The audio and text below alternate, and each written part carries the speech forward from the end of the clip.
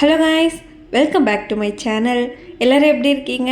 Hope எல்லாருமே ஹாப்பியாக இருப்பீங்கன்னு நம்புகிறேன். இப்போ நான் எங்கே இருக்கேன்னு பார்த்தீங்கன்னா திருப்பதியில் தான் இருக்கேன். எதுக்குன்னு பார்த்தீங்கன்னா என் கையில் ஒரு குட்டி பட்டாணி இருக்கால, அவளுக்கு ஃபர்ஸ்ட் மொட்டை திருப்பதியில் தான் போடணும் அப்படின்னு சொல்லிட்டு இருக்கோம். அதுக்காக தான் நாங்கள் ஃபேமிலியோடு திருப்பதிக்கு வந்திருக்கோம். இந்த குட்டி பட்டாணி யாருன்னு பார்த்தீங்கன்னா என்னோடய தாய்மாமோட பொண்ணு. நைட் ஒரு 9 o'clock போல் நாங்கள் வீட்டிலேருந்து கிளம்பிட்டோம். மார்னிங்கே ரீச் ஆகிட்டோம். மார்னிங் வந்தோன்னே கொஞ்சம் நேரம் அப்படியே கார்லேயே எல்லாருமே கொஞ்சம் நேரம் ரெஸ்ட் எடுத்துகிட்டு அப்புறம் டிஃபன் சாப்பிட்டோம். டிஃபன் சாப்பிட்டு பார்த்திங்கன்னா நேராக மொட்டை அடிக்கிற இடத்துக்கு வந்துட்டோம். நாங்களும் இவள் அழுவா அந்த மாதிரி தான் நினச்சி பார்த்துருந்தோம். எல்லாருமே பார்த்திங்கன்னா சுற்றி நின்று பார்த்துட்ருக்கோம். அழுவா அப்படின்லாம் பார்த்துட்ருந்தோம். ஆனால் கொஞ்சம் கூட அந்த ஒரு சினுங்கள் அந்த மாதிரிலாம் எதுவுமே இல்லை. அவ்வளோ க்யூட்டாக உட்காந்து மொட்டை அடிச்சுக்கிட்டா. மொட்டைலாம் அடித்து முடிச்சதும் நாங்கள் ரூமுக்கு கிளம்பிட்டோம். ரூமுக்கு போயிட்டு நல்லா ரெஸ்ட் எடுத்தோம். ஏன்னா நைட் தான் எங்களுக்கு சாமி தரிசனம் டைம் கிடச்சிருக்கு. அதனால் அன்றைக்கி நைட்டு சாமி பார்த்து முடிச்சிட்டோம். நெக்ஸ்ட் டே மார்னிங் அப்படியே ஒரு 3 to 4 பிளேசஸ் விசிட் பண்ணலாம் அப்படின்னு சொல்லிட்டு பிளான் பண்ணியிருந்தோம். ஆனால் 4 பிளேஸ் பிளான் பண்ணியிருந்தோம்.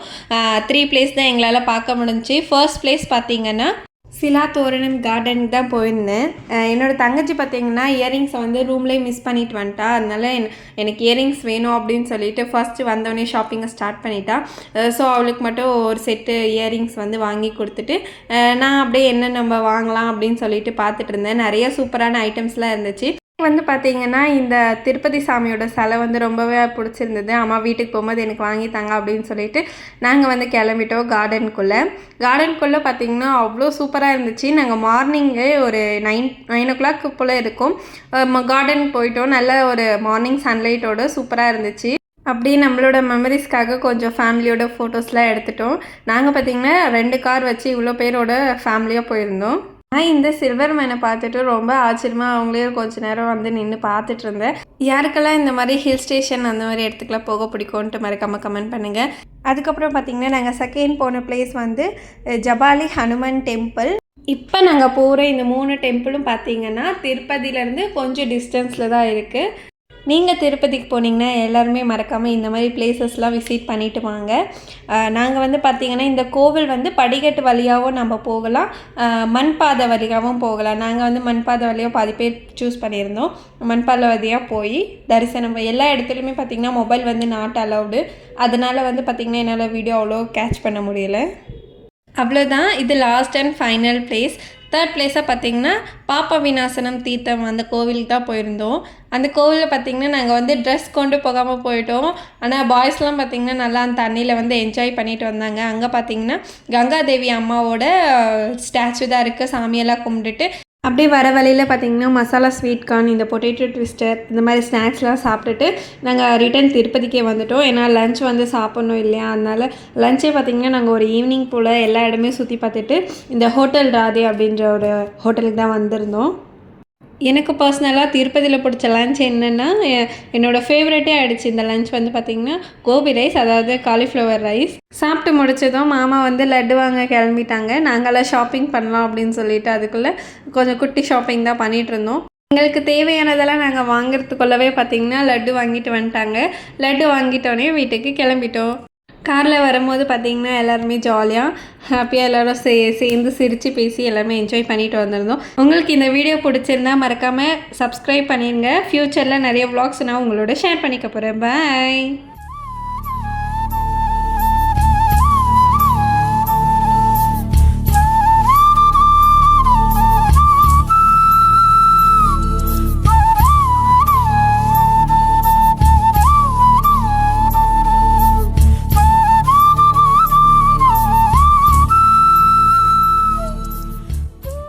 இந்த வீடியோ பார்த்திங்கன்னா லாஸ்ட் சண்டே நான் ஷூட் பண்ணது. அப்படி இந்த வீடியோவோட கண்டினியூ பண்ண போகிறேன். மார்னிங்கே எழுந்ததும் பார்த்திங்கன்னா என்னோடய பெட்டெல்லாம் சரி பண்ணிவிட்டு பெட் ஸ்ப்ரெட்டையும் சரி பண்ணி வச்சுட்டேன். காலையிலேருந்து யாருமே அதை யூஸ் பண்ண மாட்டோம். ஈவினிங் வரைக்கும் அது சமத்தா அப்படியே அந்த இடத்துல அமைதியாக இருந்துடும். மார்னிங் எழுந்ததும் பார்த்திங்கன்னா அந்த விண்டோ ஓப்பன் பண்ணிடுவேன். ஃப்ரெஷ் ஏரும் அந்த சன்லைட்டும் ரூம் ஃபுல்லாக வந்துட்டுருக்கோம். அவ்வளோ சூப்பராக இருக்கும். பார்க்கவே ரூமே ரொம்ப ப்ரைட்டாக இருக்கும். அதுக்கப்புறம் பார்த்திங்கன்னா ஃபேஸ் வாஷ் பண்ணிவிட்டு என்னோடய ஸ்கின் கேர்லாம் முடிச்சுட்டு ஹேரை டீடாங்கிள் பண்ணுறது தான். ஹேரை நல்லா டீடாங்கிள் பண்ணிவிடுவேன். ஏன்னா நைட் கொண்டை போட்டுட்டு தான் படுப்பேன். மார்னிங் எழுந்ததும் டீடாங்கிள் பண்ணிவிட்டு என்னை டிஸ்டர்ப் பண்ணாத மாதிரி நல்லா ஹைட்டாக தூக்கி ஒரு கொண்டை போட்டுருவேன்.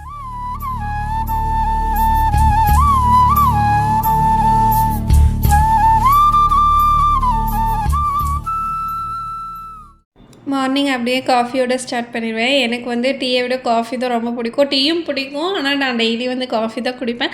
ஏதாவது கிரேவிங்ஸாக இருந்தால் அன்றைக்கி மட்டும்தான் நான் டீ குடிப்பேன்.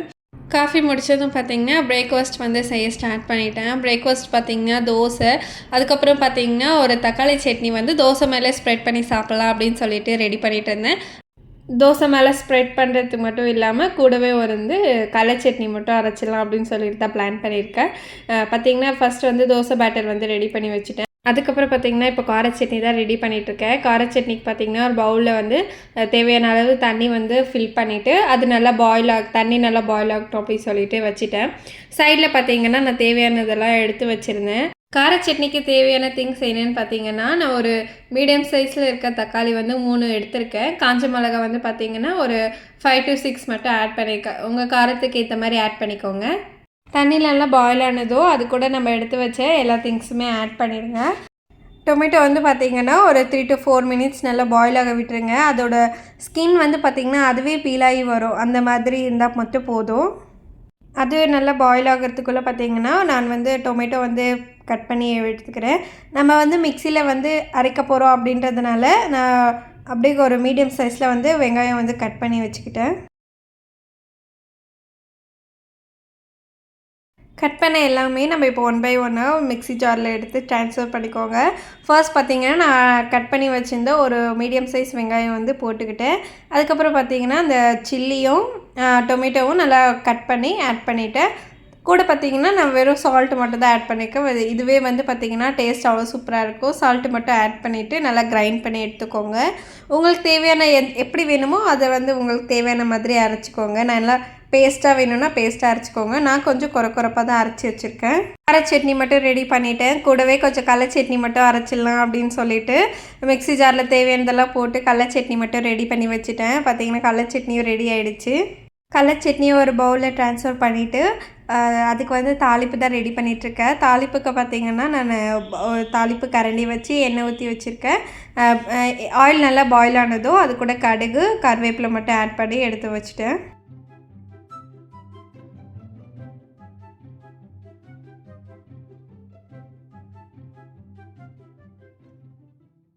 எல்லாமே தயாராக ரெடி பண்ணி வச்சுட்டேன். இப்போ பார்த்திங்கன்னா தோசை சுடுறது மட்டும்தான். தோசையும் சுட்டுட்டு அது மேலே பார்த்திங்கன்னா நம்ம ரெடி பண்ணி வச்ச கார சட்னி வந்து தோசை ஃபுல்லாக நல்லா ஸ்ப்ரெட் பண்ணி விட்டுக்கோங்க.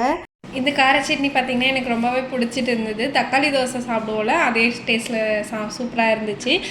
எல்லாருக்கும் தோசை சுட்டு கொடுத்துட்டு நானும் வந்து சாப்பிட்டு பார்த்திங்கன்னா கிச்சன் ஃபுல்லாக க்ளீன் பண்ணி வச்சுட்டேன்.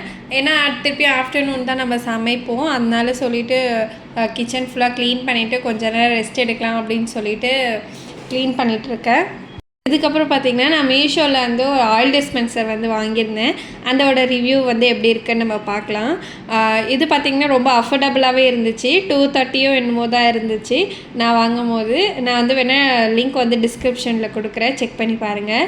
இது கூடவே பார்த்திங்கன்னா சிலிக்கான் ஃபனல், அப்புறம் ப்ரஷ், அப்புறம் ஸ்பேச்சுலா இது எல்லாமே சிலிக்கானில் கொடுத்துருந்தாங்க. 2 ஆயில் பாட்டிலுக்கு பார்த்திங்கன்னா 4 கேப் கொடுத்துருந்தாங்க. எதுக்குன்னு எனக்கு தெரியல. நம்ம தொலைஞ்சாலோ இல்லை உடஞ்சா அந்த மாதிரி ஏதாவது நம்ம யூஸ் பண்ணிக்கலாம். 4 கொடுத்துருக்கிறது கொஞ்சம் சூப்பர் தான். அது கூடவே பார்த்திங்கன்னா 4 செட் ஆஃப் கண்டெய்னர்ஸ் வந்து குட்டி குட்டியாக இருந்துச்சு. அதில் நம்ம வந்து சால்ட் அண்ட் பெப்பர்லாம் போடுவோம்ல அந்த மாதிரி கொடுத்துருந்தாங்க. இந்த ஐட்டம் பார்த்திங்கன்னா என்னோடய விஷ்லிஸ்ட்டில் ரொம்ப நாளாகவே இருந்துச்சு. ஏன்னா அது கிளாஸ் பாட்டிலில் ஸோ ஹேண்டில் பண்ண கொஞ்சம் கஷ்டமாக இருக்கும் அப்படின்னு சொல்லிட்டு யோசிச்சுட்டு வாங்காமல் இருந்தேன். ஃபைனலாக சரி வாங்கி தான் பார்ப்போம் என்ன அப்படின்னு சொல்லிட்டு வாங்கியாச்சு. வாங்கினோடனே பார்த்திங்கன்னா நம்ம அதில் வாஷ் பண்ணி நல்லா ட்ரை பண்ணி வச்சுட்டேன். ட்ரை ஆனதும் நல்லா டிஷ்யூவில் வந்து தொடச்சி வச்சுட்டு ஆயில் ஃபின் பண்ணி வச்சுட்டேன். பார்க்கவே அவ்வளோ சூப்பராக இருந்துச்சு. நாங்களே பார்த்திங்கன்னா அந்த கிச்சனில் வந்து ஸ்டாண்ட் அடித்து வச்சுருக்கோம் சைடில். அந்த ஸ்டாண்டில் வச்சு பார்க்கும்போது அவ்வளோ சூப்பராக இருந்துச்சு. ஆயில் பாட்டில்ஸில் ஆயிலெலாம் ஃபில் பண்ணி எடுத்து வச்சுட்டேன். அதுக்கப்புறம் பார்த்திங்கன்னா லன்ச் வந்து செய்யலாமா வேணாமான்னு யோசிச்சுட்டு இருந்தேன். சரி கொஞ்சம் நேரம் விட்டுட்டு வந்து செய்யலாம், நம்ம கொஞ்சம் ரெஸ்ட் எடுக்கலாம். ஏன்னா சண்டே ஒரு நாள் தான் லீவ் இருக்கு இல்லையா. ஸோ ரெஸ்ட் எடுத்துகிட்டு நான் எப்போவுமே ஆஃப்டர்நூன் தூங்க மாட்டேன். ஏதாவது ரொம்ப டயர்டாக இருந்தால் மட்டும்தான் தூங்குவேன். ரெஸ்ட் எடுத்தப்பவே பார்த்திங்கன்னா என்ன செய்யலாம் அப்படின்னு யோசிச்சுட்டு தான் இருந்தேன். அதுக்கப்புறம் தான் தயிர் வந்து அம்மா நைட்டே ஊற்றி வச்சுருந்தாங்க. மோர் குழம்பு இது வரைக்கும் வீட்டில் பண்ணதே இல்லை. சரி மோர் குழம்பு செய்யலாம் அப்படின்னு சொல்லிட்டு ஒரு சின்ன பவுலில் பார்த்திங்கன்னா 3 டீஸ்பூன் பார்த்திங்கன்னா கடலப்பருப்பு வந்து எடுத்து நல்லா தண்ணியில் வாஷ் பண்ணி ஊற வச்சுட்டேன். ஒரு 2-3 மினிட்ஸ் வந்து ஊறினா கொஞ்சம் கிரைண்ட் பண்ணுறதுக்கு நல்லாயிருக்கும். சைடில் பார்த்திங்கன்னா நான் ரைஸுக்கும் ரெடி பண்ணி வச்சுட்டேன். மோர் குழம்பு செய்யும்போது பார்த்திங்கன்னா நம்ம எல்லாருமே தேங்காய் யூஸ் பண்ணுவோம். தேங்காய் யூஸ் பண்ணும்போது பார்த்திங்கன்னா நம்ம அப்படியே தேங்காய் உடைச்சி அப்படியே யூஸ் பண்ணுவோம். இந்த மாதிரி இந்த மேலே இருக்க அந்த சின்ன ஓடு வந்து எடுக்கவே மாட்டோம். ஆனால் அந்த மாதிரி ஓடை எடுத்துகிட்டு யூஸ் பண்ணுவோம் அப்படின்னு சொன்னால் நம்ம வந்து குழம்பு வந்து நல்லா க்ரீமியாகவும் நல்லா ஒரு எல்லோ நம்ம கலர் ஆட் பண்ணால் அது எல்லோ கலரில் தெரியும். அதனால நல்லா கலராகவும் நல்லா க்ரீமியாகவும் நம்மளுக்கு கிடைக்கும். பார்த்திங்கன்னா நான் தேவையான அளவு தேங்காய் எடுத்துகிட்டு அதுக்கு எல்லாத்துக்குமே தோல்லாம் சீவி எடுத்து வச்சுட்டேன். தயிரும் பார்த்திங்கன்னா நல்லா கெட்டியாக இருந்தது. ஃபர்ஸ்ட் வந்து தயிரை வந்து ஒரு பவுலுக்கு ட்ரான்ஸ்ஃபர் பண்ணிவிட்டு நல்லா பீட் பண்ணி எடுத்துக்கோங்க. இந்த தயிர் வந்து பார்த்திங்கன்னா நாங்கள் வீட்டிலே ப்ரிப்பேர் பண்ணது. அதனால பார்த்திங்கன்னா நல்லா கெட்டியாக க்ரீமியாக சூப்பராகவே இருந்துச்சு. உங்களுக்கு தயிர் எப்படி ப்ரிப்பேர் பண்ணணுன்னு வேணும் அப்படின்னு சொன்னீங்கன்னா மறக்காமல் கமெண்ட் பண்ணுங்கள். நான் நெக்ஸ்ட் வீடியோஸில் ஏதாச்சும் ஷேர் பண்ணுறேன். சைடில் பார்த்திங்கன்னா ரைஸ்க்கும் ரெடி பண்ணி வச்சுட்டேன்.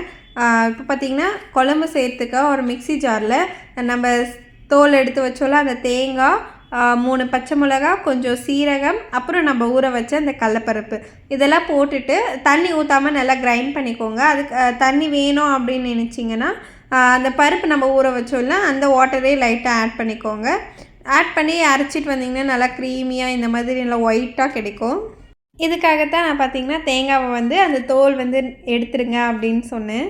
இதுக்கப்புறம் ஒரு பேனில் 2 டேபிள் ஸ்பூன் ஆயில் ஆட் பண்ணிக்கோங்க. நம்மளோட இந்த ஆயில் பாட்டில் பார்த்திங்கன்னா சூப்பராகவே ஒர்க் ஆகிடுச்சு. எனக்கு ரொம்பவே பிடிச்சிருச்சு.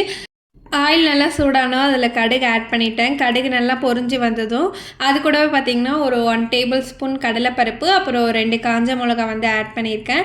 அது நல்லா ஃப்ரை ஆனதும் ஒரு 10லேருந்து 15 போல் வெந்தயம் வந்து ஆட் பண்ணியிருக்கேன். ஏன்னா ஃபர்ஸ்ட்டே நம்ம வெந்தயம் ஆட் பண்ணால் அது வந்து தீஞ்சிடும், ஒரு மாதிரி ஸ்மெல் அடிக்கும். அதனால் வந்து பார்த்திங்கன்னா நான் லாஸ்ட்டாக ஆட் பண்ணியிருக்கேன். வெந்தயமும் நல்லா ஃப்ரை ஆனதும் நம்ம அரைச்சி வச்ச பேஸ்ட் வந்து ஆட் பண்ணிக்கிட்டேன். எல்லாமே ஆட் பண்ணி முடிச்சதுக்கப்புறம் பார்த்திங்கன்னா நல்லா ஒரு 3 மினிட்ஸ் போல் நல்லா பாயில் ஆக விட்டுடணும். இந்த மாதிரி ட்ரை ஆகும். இந்த மாதிரி ட்ரை ஆகிட்டுக்கப்புறம் பார்த்திங்கன்னா நம்ம மெயினாக இதில் பார்க்க வேண்டியது வந்து கேஸ் வந்து ஆஃப் பண்ணிடணும். ஆஃப் பண்ணிட்டுக்கப்புறம் தான் தயிர் ஆட் பண்ணணும். மஞ்சத்தூளும் உப்பு மட்டும் ஆட் பண்ணிவிட்டு நல்லா மிக்ஸ் பண்ணி விட்டுட்டேன். மிக்ஸ் பண்ணிட்டுக்கப்புறம் பார்த்திங்கன்னா தயிரும் ஆட் பண்ணிவிட்டு நல்லா மிக்ஸ் பண்ணி எந்த ஒரு லம்ப்ஸும் இல்லாத மாதிரி நல்லா கரண்டி வச்சு நல்லா மிக்ஸ் பண்ணிவிடுங்க. தயிர் ஆட் பண்ணும்போது நம்ம மெயினாக பார்க்குற விஷயம் என்னென்னா கேஸ் வந்து ஆஃபில் இருக்கணும். அவ்வளோதான், அப்புறம் சூப்பராக ரெடி ஆகிடும். இதெல்லாம் ஆட் பண்ணும்போது பார்த்திங்கன்னா கேஸ் வந்து என்னோடது ஆஃபில் தான் இருக்குது. நான் பார்த்திங்கன்னா இந்த கட்டியெல்லாம் இல்லாமல் நல்லா அழகாக மிக்ஸ் பண்ணி விட்டுட்டேன். அதுக்கப்புறம் பார்த்திங்கன்னா லாஸ்ட்டாக கருவேப்பிலை மட்டும் ஆட் பண்ணேன். அப்புறம் கேஸ் ஆன் பண்ணிவிட்டு ஒரு 2 to 3 மினிட்ஸ் நல்லா லைட்டாக அந்த ரசம் வந்து கொதிக்க வைப்போல் அந்த மாதிரி மட்டும் கொதிக்க வச்சுட்டு ஆஃப் பண்ணி வச்சுட்டேன். பார்த்திங்கன்னா அவ்வளோ சூப்பராக இருந்துச்சு. நான் வீட்டில் வந்து ட்ரை பண்ணியிருக்கேன். இப்போ தான் ஃபர்ஸ்ட் டைம். ஹோட்டலில் தான் சாப்பிட்ருக்கேன் இது வரைக்கும். வீட்டில் வந்து இந்த மாதிரி செஞ்சு சாப்பிட்டதில்லை. ரொம்பவே சூப்பர் அண்ட் டேஸ்ட்டாக இருந்துச்சு. நீங்களும் இந்த மாதிரி வீட்டில் ட்ரை பண்ணி பார்த்துட்டு எப்படி இருக்குன்னு மறக்காமல் கமெண்ட்டில் சொல்லுங்கள். ரைஸும் பார்த்தீங்கன்னா அன்றைக்கி நான் வந்து அவ்வளோ சூப்பராக வந்து வடிச்சிருந்தேன். நல்லா உதிரியாக வந்துருந்துச்சு. எனக்கு இந்த மாதிரி உதிரியாக தனித்தனியாக இருக்கும் பார்த்திங்களா, அந்த மாதிரி ரைஸ் வந்து சாப்பிட வந்து ரொம்ப பிடிக்கும். லஞ்செல்லாம் சூப்பராக சாப்பிட்டு முடிச்சிட்டேன். அதுக்கப்புறம் பார்த்திங்கன்னா என்கிட்ட 2 செடி வந்து இருந்துச்சு. வரலட்சுமி நோம்புக்கு ரிட்டன் கிஃப்ட் வந்து மாதிரி தருவாங்கள்ல, அந்த மாதிரி வந்த செடி தான் இது வந்து இந்த சின்ன செடி வந்து என்னன்னு எனக்கு தெரியல. நான் அம்மாட்ட கேட்டதுக்கு அம்மா வந்து செம்பருத்தி சொன்னாங்க. ஆனால் அது வந்து பார்க்க செம்பருத்தி மாதிரி இல்லை. உங்களுக்கு அது தெரிஞ்சால் மறக்காமல் கமெண்ட் பண்ணுங்கள் என்ன செடி அப்படின்னு சொல்லிட்டு. அதுக்கப்புறம் இது வந்து பார்த்திங்கன்னா மருதாணி செடி. எங்கள் வீட்டு காம்பவுண்டுக்கு அந்த பக்கம் பார்த்திங்கன்னா எங்களோட இடமே பார்த்திங்கன்னா ஒரு கொஞ்சமாக செடி வைக்கிற அளவுக்கு இடம் இருக்குது. அந்த இடத்துல பார்த்திங்கன்னா மண்ணெல்லாம் போட்டு வச்சுருக்கோம். ஆனால் செடி வைக்கணுன்ட்டு அதுக்கு தனியாக வச்சுருந்தது. அந்த இடத்துல பார்த்திங்கன்னா வச்சுட்டேன். ஈவினிங் போல் அம்மா வந்து ஒர்க் முடிச்சுட்டு வீட்டுக்கு வந்துட்டாங்க. வரும்போது பார்த்திங்கன்னா ஃப்ளவர்ஸ்லாம் எடுத்துகிட்டு வந்திருந்தாங்க. அதெல்லாம் நான் தனியாக பிரித்து ஃப்ரிட்ஜில் வந்து எடுத்து வச்சுட்டேன். நைட்டுக்கு டின்னர் பார்த்திங்கன்னா அம்மாவே செய்ய சொல்லிட்டேன். அம்மா தக்காளி சாதம், போண்டா இதெல்லாம் ரெடி பண்ணியிருந்தாங்க. சூப்பராகவே சாப்பிட்டு முடிச்சிட்டோம். உங்களுக்கு எல்லாருக்குமே இந்த வீடியோ பிடிச்சிருந்தா மறக்காமல் எனக்கு சப்போர்ட் பண்ணுங்கள். உங்களை எல்லோரும் நான் நெக்ஸ்ட் வீடியோவில் மீட் பண்ணுறேன். அது வரைக்கும் பாய்.